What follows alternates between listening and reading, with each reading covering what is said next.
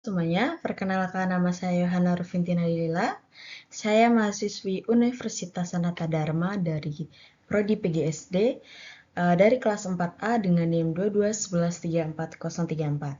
Di sini saya akan mempresentasikan atau memaparkan hasil tugas-tugas saya yang telah saya lakukan mengenai model PJBL.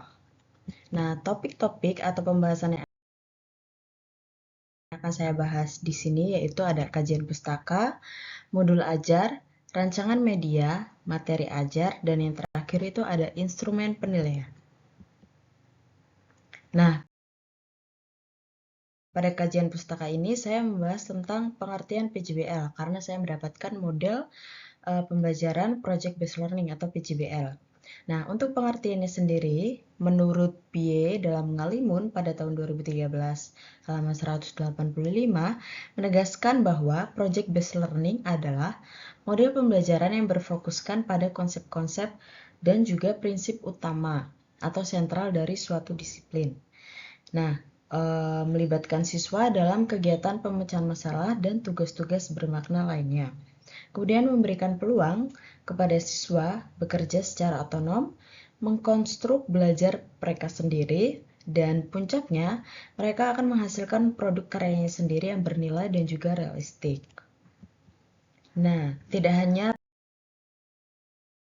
pengertiannya saja, PJBL juga memiliki sintaks atau langkah-langkah dalam penerapannya. Pada tahap 1, peserta didik diajak untuk mengajukan pertanyaan atau pengajuan pertanyaan. Kemudian pada tahap kedua, peserta didik diajak untuk mendesain dalam perancangan produk mereka sendiri yang akan mereka buat nantinya. Kemudian pada tahap ketiga, penyusunan jadwal pelaksanaan proyek. Kemudian tahap 4, memonitor kemajuan proyek. Ini biasanya dilakukan oleh guru.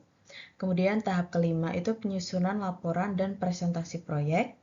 Kemudian tahap 6 atau tahap yang terakhir itu ada evaluasi proses dan juga hasil proyek yang telah mereka buat. Kemudian PJBL atau model pembelajaran Project Based Learning itu juga memiliki kelebihan dan juga kekurangannya, teman-teman. Nah, untuk kelebihannya sendiri itu, pertama, peserta didik dapat membuat, PJBL ini dapat membuat peserta didik itu dapat lebih termotivasi lagi untuk belajar dalam pembuatan proyek. Kemudian yang kedua, dapat membuat peserta didik itu lebih kreatif lagi dalam pembelajaran dan juga mampu memecahkan suatu masalah. Kemudian meningkatkan kolaborasi antara peserta didik melalui kelompok-kelompok kecil atau diskusi dalam kelas. Kemudian yang terakhir, dapat membuat peserta didik memiliki rasa sikap ilmiah yang tinggi. Nah, sikap ilmiah itu tersendiri itu ada jujur, kemudian tanggung jawab, disiplin, rasa ingin tahu, dan sebagainya. Nah, pastinya jika ada kelebihan, pastinya akan ada kekurangan, teman-teman. Nah, kekurangan dari PJBL ini adalah yang pertama itu membutuhkan guru yang terampil dan memiliki rasa ingin belajar yang lebih mendalam, yang lebih tinggi. Kemudian membutuhkan waktu dan juga biaya yang banyak.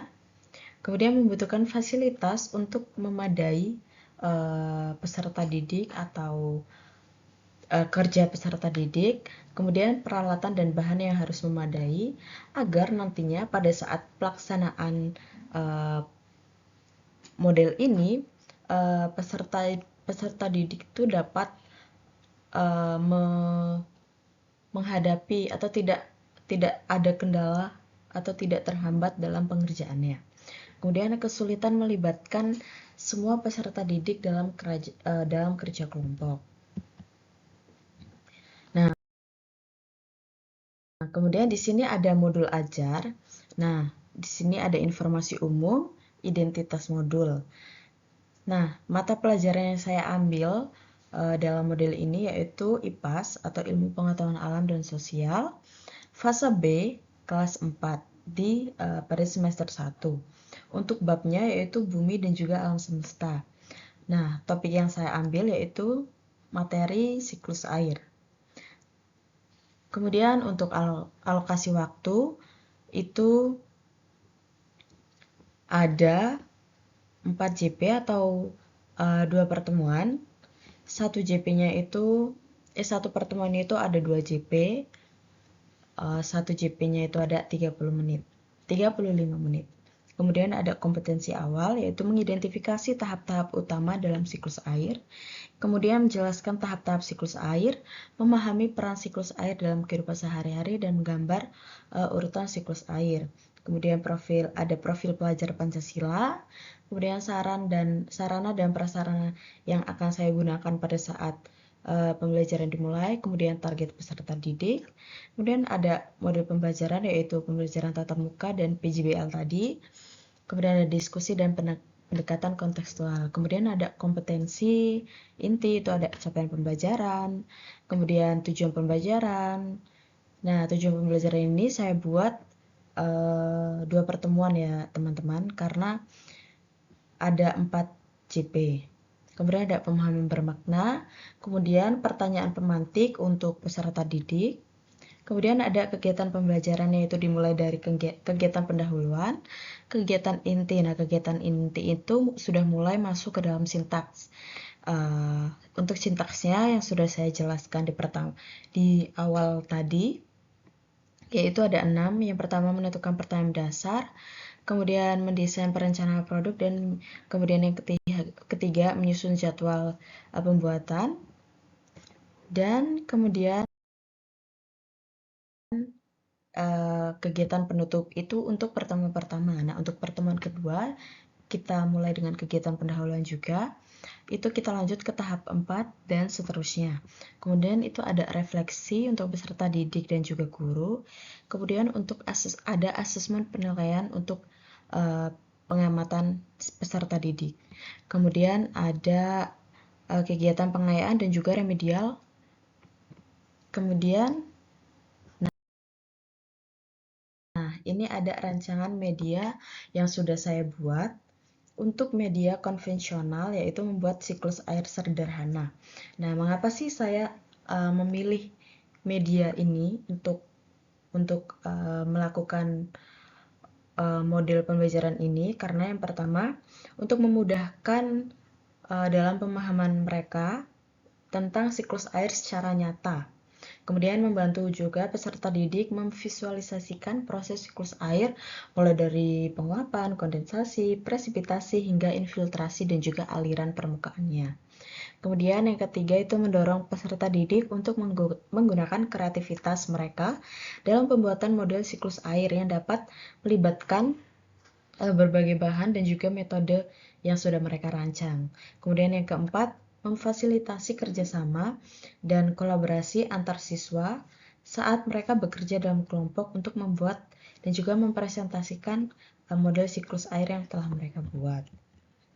Kemudian media yang kedua yaitu media IT atau online.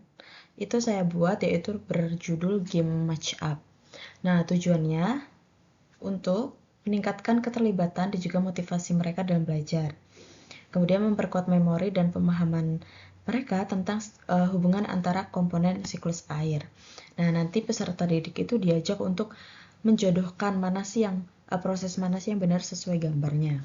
Kemudian mendorong kolaborasi dan juga diskusi dalam kelompok. Kemudian belajar menjadi lebih menyenangkan dan juga efektif. Kemudian ada materi ajarnya, itu dari definisi siklus air, tahapan siklus air, faktor-faktor yang mempengaruhi siklus air, dan jenis-jenis dari siklus air.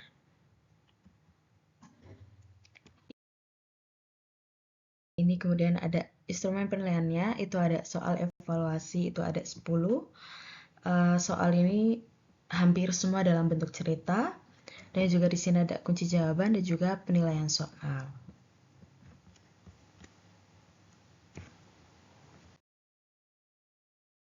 Nah, sekian pemaparan tugas-tugas atau portofolio yang bisa saya sampaikan. Jika ada salah kata saya ucapkan, mohon maaf dan juga terima kasih.